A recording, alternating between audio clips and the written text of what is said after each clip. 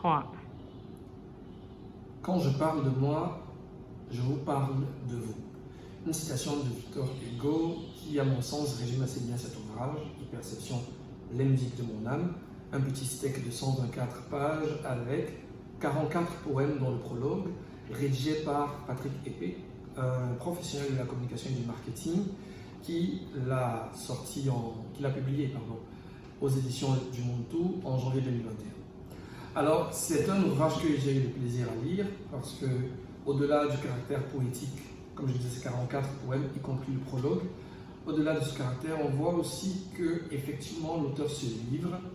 Il parle de divers sujets de société, divers thématiques de la vie qu'il aborde à travers le prisme de son propre vécu. Et le prologue sert justement à nous plonger dans son intimité à travers une histoire touchante, celle du début de la fin de vie de son père. Et même s'il n'a pas intitulé épilogue, le dernier poème qui s'intitule Reine à la vie, à la mort, parle aussi du départ de sa mère. Mais l'ouvrage n'est pas triste, rassurez-vous, il y a beaucoup d'humour, il y a des saillies sur des faits de société, l'éducation, l'actualité, l'amour.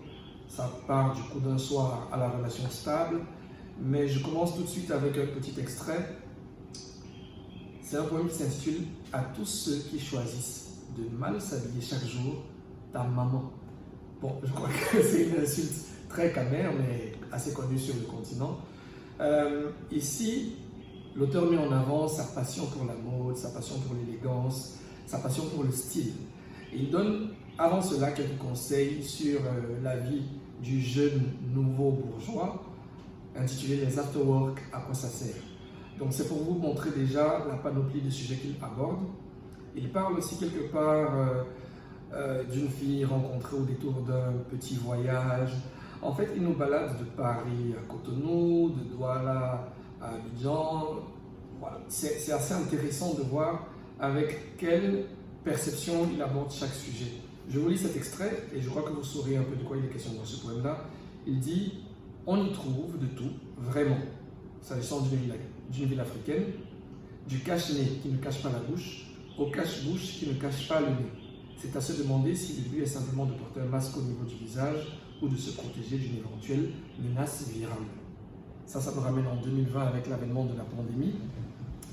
Et un peu plus loin, un autre poème où il donne des encouragements aux orphelins en général. Ça s'appelle « Marcher dans le noir, lettre à l'orpheline ». Et il dit quelque part dans ce texte « Je comprends ton anxiété et quelque part, je la partage ». Et quelques lignes plus loin, il dit « Ta maman t'a préparé aux responsabilités, tu le sais ». Et encore un peu plus bas, il dit une phrase qui m'a beaucoup marqué « L'héritage de l'éducation, c'est l'ensemble des balises occultes que nos parents ont laissées pour nous préparer à affronter avec sérénité la vie. » Il y a une autre thématique, justement, qui parle de parents, qui parle de filles ou de fils, parle carrément de la responsabilité que l'on a en devenant adulte. Et là, c'est un texte qui s'intitule « On aurait dû nous dire ».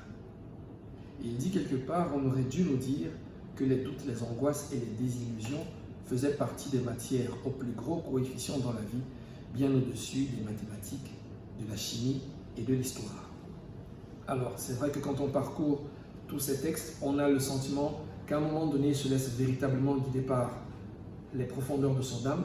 Ce n'est plus forcément à tous les niveaux des poèmes. À des moments donnés, on tombe dans des nouvelles, dans des petites histoires aussi intéressantes les unes que les autres. Je vais vous lire encore deux extraits. Là, c'est lorsque l'auteur a fait l'expérience de la déficience de sa vue. Aujourd'hui, il porte des lunettes, mais il est passé par un moment où il n'y voyait plus rien du tout. Et il dit « Confier sa vie à un étranger avec la foi qu'il la protégera, offrir sa vie en sacrifice tout le temps, parce que la confiance aveugle, le jeu de mots est clair, est la seule façon d'avancer dans le noir. » Il parle de ses sorties avec le soutien de plusieurs amis et d'une certaine cousine.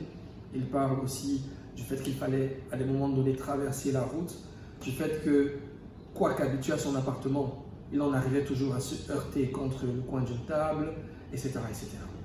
Et il cherche à montrer ici qu'il n'est pas évident pour ceux qui voient de comprendre à quel point celui qui ne voit pas est dans une détresse profonde, quels que soient les outils technologiques qu'on lui procure autour de lui. Et je finis avec ce passage, une ode à sa maman, où il dit « Je t'ai connue reine, debout et fière, jusque dans le sommeil éternel, emportée par la couronne virale d'une royauté funeste que tu as combattue sans bruit jusqu'à l'aurore. » Parce que la maladie dont on a parlé plus tôt est celle qui a emporté sa mère. Donc voilà un excellent livre que j'ai parcouru. Désolé pour le retard dans la publication de cette note de lecture. J'espère qu'elle vous incitera à vous le procurer et à le lire. Il est disponible sur Amazon et sur d'autres plateformes. Merci.